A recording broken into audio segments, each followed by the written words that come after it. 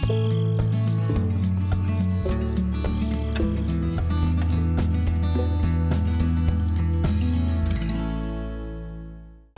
everyone, welcome back to Wild Wes's Gelvin Valley. Beautiful map, Farming Simulator 15. We are in the middle of trying to, almost literally in the middle, trying to put in the rest of our canola crop on some of the new property that we purchased. We have tilled it up. Oh, you know what? I'm going to run into some problems here. Oh, boy. Oh, blimey. Turned it into a brick. Oh, shoot. Alright, I'll be right back. Alright, I think we got ourselves out of the fence. Yeah, I think what I'm learning is the roller that I used and the plow that I used opening the fields up here. I think both of those, the mods that I used, the collisions were a little bit different from how they are on the planter. So in other words, you could use them right up next to the fence, and sometimes it wouldn't recognize or interfere with any of the fence posts. Well, not so with the planter here. I'm having a little trouble with some of them. Boy, it's getting dark in here. We're kind of... Oh, and I was going to do something different right here. So, let me see here. I get back... I want to kind of curve around here and kind of take this out and around. I still don't know that this is the best course of action to do along here, but that's what I'm gonna do. I'm gonna just kind of round it off up to here. Now, let me lift this up. I'm going to change my seed here. Oops, I'm going by it. Grass, there we go. Of course, this is very, very realistic to what you would do in real life, of course. So, there's no easy way to do it. I'm just going to put it down, and what we'll see is we're going to get the green back here for planting grass right up against powerful, or not a powerful, oh, there's that too. What am I running into? Maybe, oh, it's probably scraping right up next to the fence.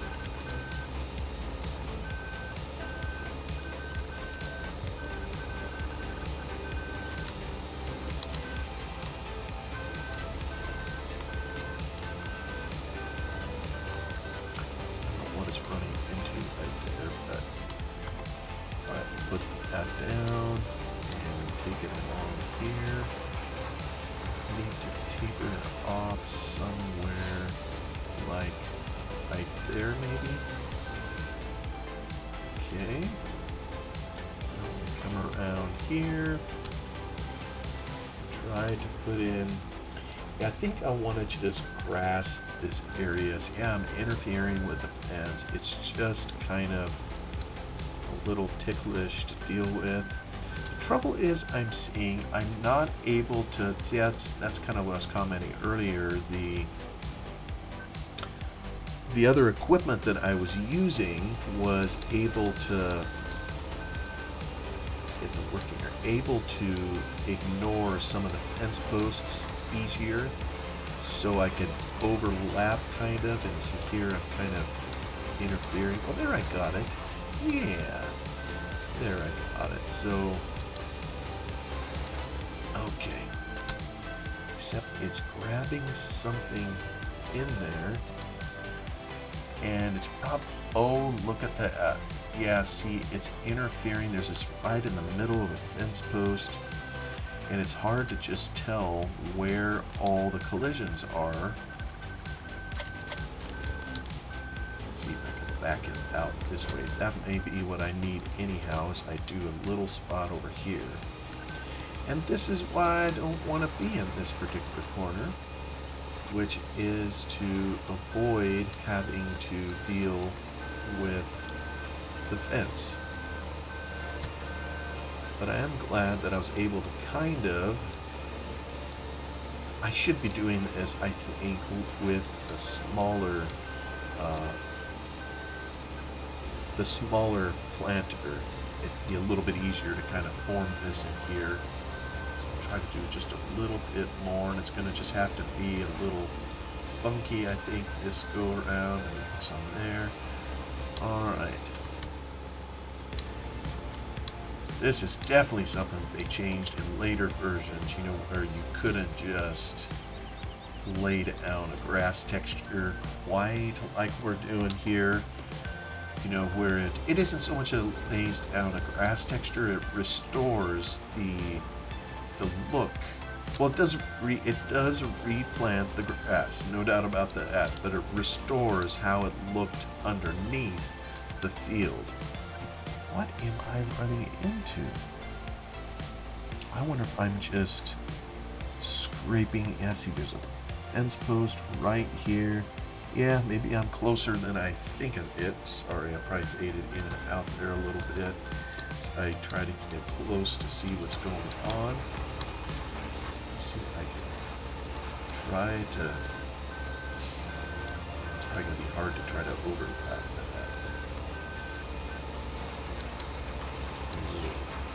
Come on. One more little scrap. There we go. Now, sometimes it takes it in there. I don't know why. Sometimes it interferes with it, other times it doesn't. So now that I have the grass in there, kind of where I want it to be, let me get on the crop I want, which is canola, and make sure I have this corner worked out. I kind of think I do. Close enough anyways.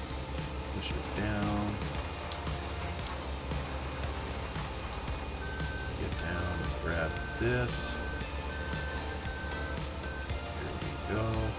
I'm damaging the whole thing. So it isn't perfect. I probably should make a little bit wider area kind of going around this power pole thing and put some more grass in. But I think for now, that's probably all I'm going to do. And yeah, I need to tidy it up here, make it look a little more normal. We kind of still have some grass area right here. I don't know how I managed to do that. Anyway, we'll continue on up the hill. Keep this going.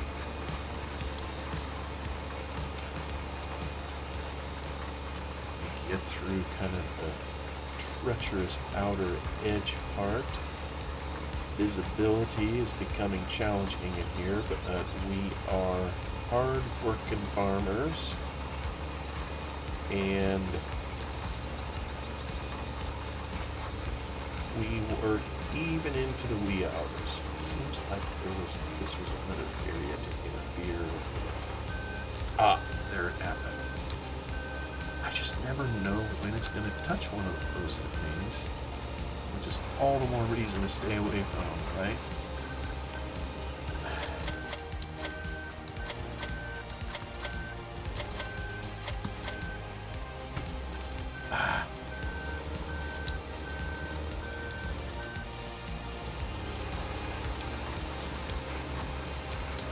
Yeah, sometimes a mapper has mercy on the player, and they remove collisions on things like fences. Alright, we're off to the races.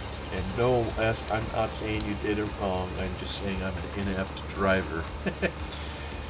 So yeah, some maps out there you'll see they remove collisions on a lot of little objects, kind of like that, so you can just play right through them, because truthfully a lot of them are kind of hard to see. Some of those fence posts, you know, were in the middle of the hedge, and so that therefore, a little tougher to see. But of course, you don't want to be that way in real life. Anyway, we are off and running. I wanted to continue a topic from the previous episode, where what I talked about is, I had a couple episodes talking through how do you choose the map that you're interested in playing on, so I kind of went through my criteria, if you will. And then after that, I had an episode on how do you know when you're done.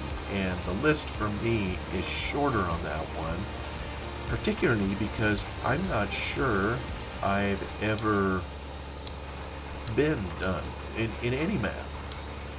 I'm kind of preparing to be done on another series that I have in YouTube for Farm Sim 11 for the Feldy map, and I'm going to be moving on, I think, to another one. And so, kind of with that experience and some others, I had a kind of a list. But basically, it's probably when you get bored with a map, whatever that is, and when it ceases to be enjoyable to you. And for me, I think it's going to be harder to become bored with pretty much any map because I just enjoy this. I just do. I mean, I'm not going to go so far to say that it's in my blood, but some of the happiest moments of my life have always been kind of around farming. When I was a young person, working to earn money on the farm, I loved it. Loved every minute of it. It was family, so there's a lot of family interaction, that was going on with it too. Now, it wasn't all pleasant, I can assure you, but by and large, it definitely was. So, for some of us, this may be, kind of like I was expressing in the previous video, this may be the closest any of us can get to being part of a real farm, as it gets harder and harder with the economics, the knowledge that you need to do a farm for real. I really admire the people who take the risk to do it, but it's definitely a high risk endeavor, and you don't lightly, just take it on.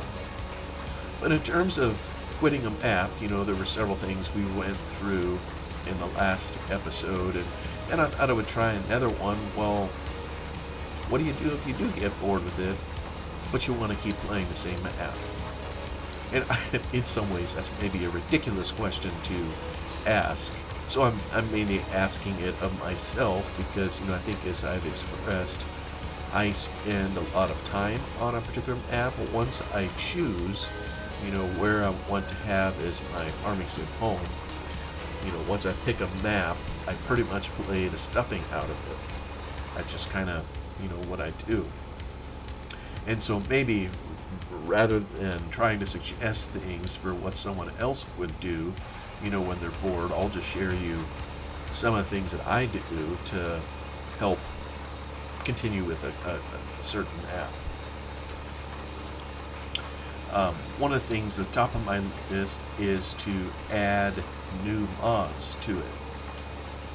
And I run with a lot of mods. There's a lot of options here, but I think as you've noticed, I'm pretty minimalist. And part of it is, for me, it's all about the map for the most part, not so much about the particular color of paint that's on the equipment or that kind of thing. That has its place. And maybe that's part of how you can, stir things up a little bit if you're getting bored with a particular map, or something I could do, rather, is, in this tractor here, I look at it, it's got some significant damage, 32% damage. I've used this tractor a ton, so, I don't know, maybe it's high time to trade it in and get something different and, get some new paint. And I've done that a little bit, by renting various parts of equipment or whatnot, but more so than just different equipment, I think what I mean by putting new mods in is new functionality. That's kind of what I mean. Not so much, a tractor is a tractor is a tractor. I mean, it's Although you'll get some who have where there's scripts in the mod where you can do different things with it. For example, you can open the windows, open the doors, maybe turn on the windshield wipers. And I know in later versions of Farming Sim, a lot of this becomes more commonplace. Maybe it's even in the vehicles in the game itself that the Giants do, where some more of this functionality is. But and I tend to farm outside the vehicle. Maybe a way to change it up would be to head inside and see if I can do it. I personally don't know. That'd probably drive me nuts because again, for me, it's all about the map and being outside, versus inside. I'm able to see more of it. So, but that might be something to change up too. So when I say add new mods, new functionality, so it'd be like adding greenhouses, placeables, where you can do other processes in the map just to add additional things that you can try to add enjoyment. And Wes already has some of those built into the map, and there's other mods that could be added, in terms of placeables to make it work. Particularly factories. Oop, kind of just weaving all over here. And there have been some very creative factories made out there. I'm aware of them on, for example, for Farm Sim 15, where you can literally drill for oil and have an oil well and have to take the oil off it and sell it somewhere. And you know what? That isn't, some would say, well, that's not farming activity. Well, no, it isn't, but it's not that far afield. There are areas of at least the country I live in where you could have a farm and you could have an oil or gas lease on your farm. So it is still something possible, and it's probably true in other nations as well. Another thing I know I've done is when I maybe get bored of playing or bored of a particular map or want to stretch some things in there, is I mod the map and do something different with it. So for Gelvin Valley, where that came in is adding all the streams. So when it rains, the water levels go up and down, flooding happens. So adding all that in was a whale load of fun, at least for me, to put that in. And of course, it hasn't rained in a long time, and who knows when it'll rain next. But putting stuff in like that, or the trigger that I put in to make it so you can drive through vehicles and they don't interfere with you on the road, that's another change that I did. So just building those things, additional things into the map and modding it can add some additional enjoyment. And the sky's the limit, in terms of the things you could mod. And I think I mentioned in a previous episode, multiplayer playing partner that I had for a while by the name of Yatidam, and he was a really nice guy to play with on a server. It was just he and I for most of the time, and he was very patient with me as I was learning some modding. And one of the first areas I explored in terms of modding was map manipulation. So he and I were playing the Glen Ellie map. That one in particular, I just went to town on and just added things to it. And one of the things, you can do in a map, of course, is add a new fruit. And so that one, I think I added several new fruits, such as poppies and oats, and I forget what all I added. Cotton, I think I put that in. You'd never grow cotton probably in Scotland up there. That was a Scottish map. But just going through the experience of putting those in, and then once you have something new in there, that just can only enhance the playing experience, having more to do, and when you're the one that put it there, that's just kind of cool to have that in there. You can also install factories to the map, don't have to be placeables. course, it's more work putting them in there versus just leaving them a placeable. But there's a place for having them embedded.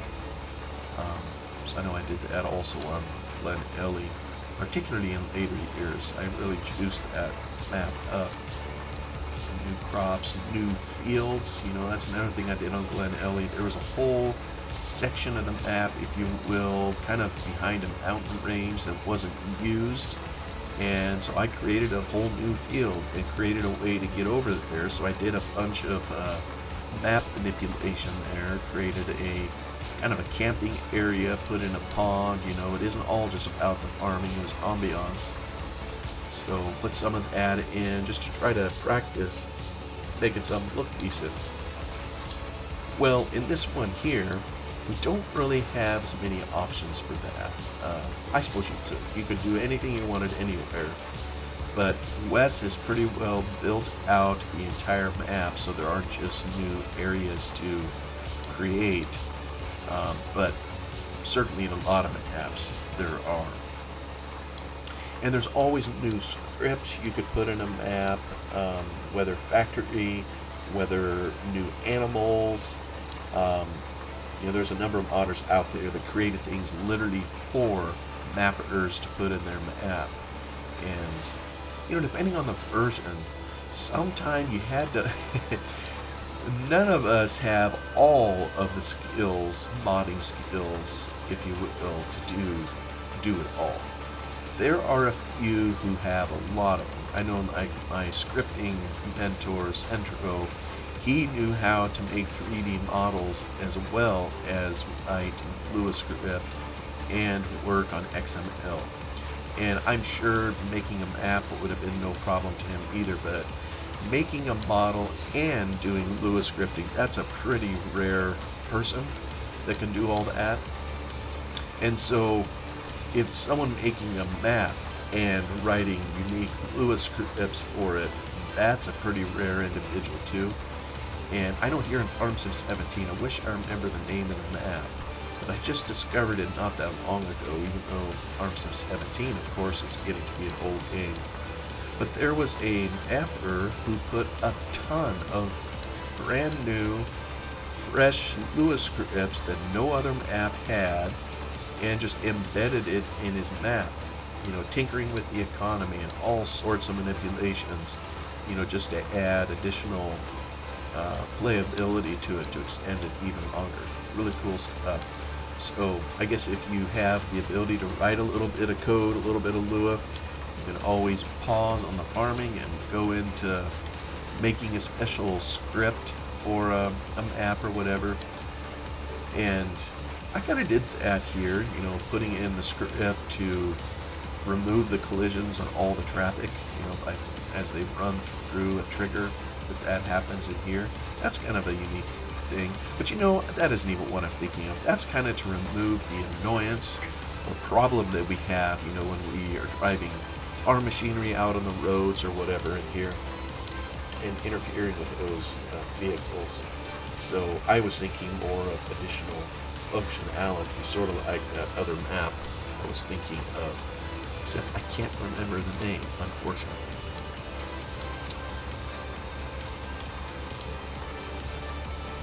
I know probably any modder has a pile of ideas that he just never tried, couldn't figure out, and when we can't do that, we kind of throw them on a pile and forget about them, sort of.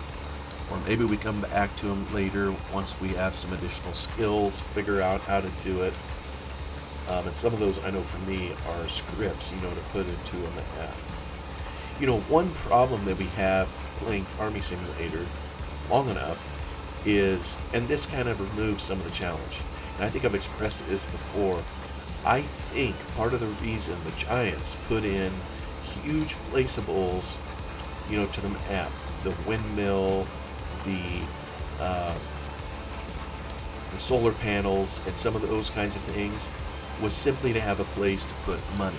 Because when you're making millions, the game kind of loses some of its challenge. So probably to help people keep playing it, have something always to shoot for, the Giants created these massive projects you could build. Because it's a good way to park some of your money.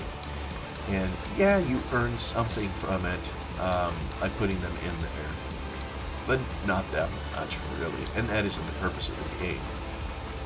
But still, that's probably the purpose of the edition. So one thought I've always had on that I never wanted to build a script to do this, I've just never gotten around to it, is, a lot of these maps, Gelvin Valley included, they'll have like a church. They have a little town scene and they'll have a church there. And I thought, what if you put in a trigger at the door of the church and you could just go make a donation or something?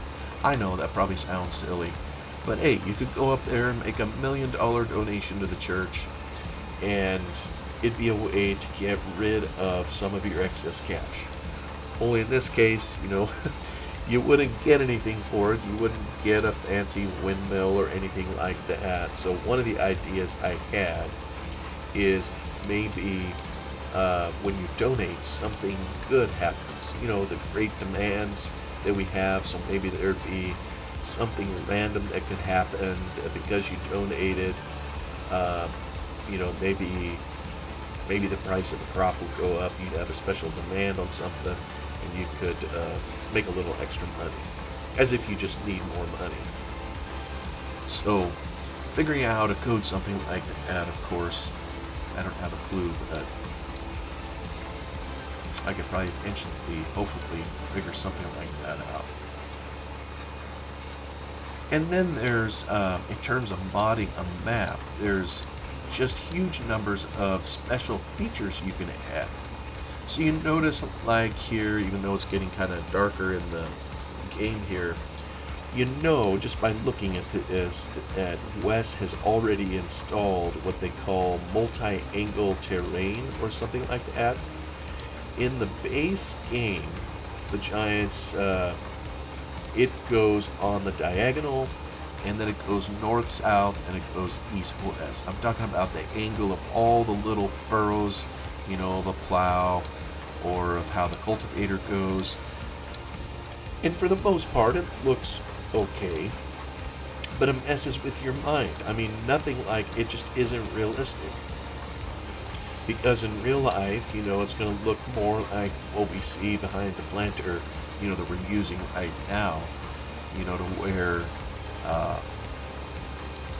to where you see everywhere the tines move or whatever, it's going to make a different indentation on the earth. So I love multi-angle, terrain. So if you have a map that doesn't have it, that'd be something cool to install. You just gotta look up.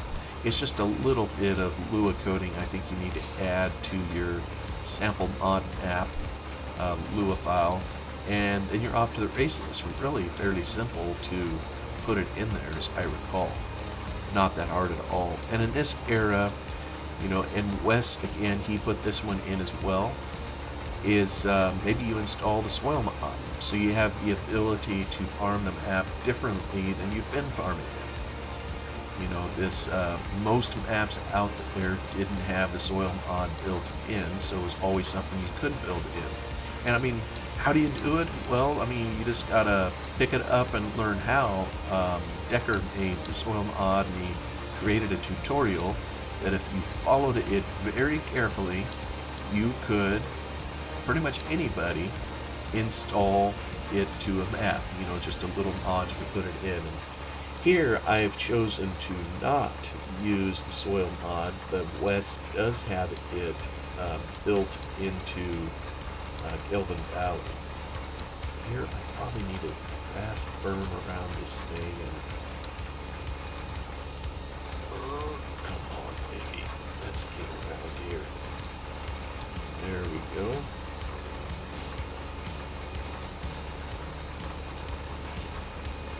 And there's just lots of things. Mud. I can't say I'm a big connoisseur of mud, but that would be something you could add to the map. So you could paint certain areas on it where mud would appear, where your traction will fail, and at least you could see the ambiance of mud flapping up on your tractor or whatever if you go through those areas. So, there's streams in the map that can definitely add some realism. You know, when there's areas that would typically be expected to be wet, you can build that in. I probably would be more sparing of using it than probably some people have been that have installed that to a map, but that's definitely something to put in. It's something, I'm trying to remember, I think I have installed it on a map before. Not one that I've typically spent a lot of time playing on, but that's an option. The other thing you could put in is chopped straw, the chopped straw mod. That also requires some careful following of a tutorial to do. And the good thing is there tends to be, you know, a lot of not only written tutorials, which is the ones I appreciate the most, I think, is or tend to follow. But you can also look up how to do it a lot of times on YouTube, and there's people out there that are very patiently walk through kind of how to put all that stuff in. So chopped straw, that's kind of a neat feature to add. I can't remember if there is chopped straw here in this one. I almost think West didn't put it in there, but I have to look and see. A lot of these apps, you know, if you know what you're doing, and West certainly did, there's a lot of these. And once you've installed a new crop or mud, some of these it starts being running together. I mean, it's all similar, the things that you need to do. You know, there's usually some modifications you got to do in the app's i3.de file using a text editor. There's the bell. And there's maybe some files you need to add, maybe a shader or two to put in place. And by the time you do that a time or two on various things, you start getting the hang of it, and it doesn't even take that long. And pretty soon you can really add a lot of additional stuff to the map to enhance its playability. Sneak around this. Continue on here.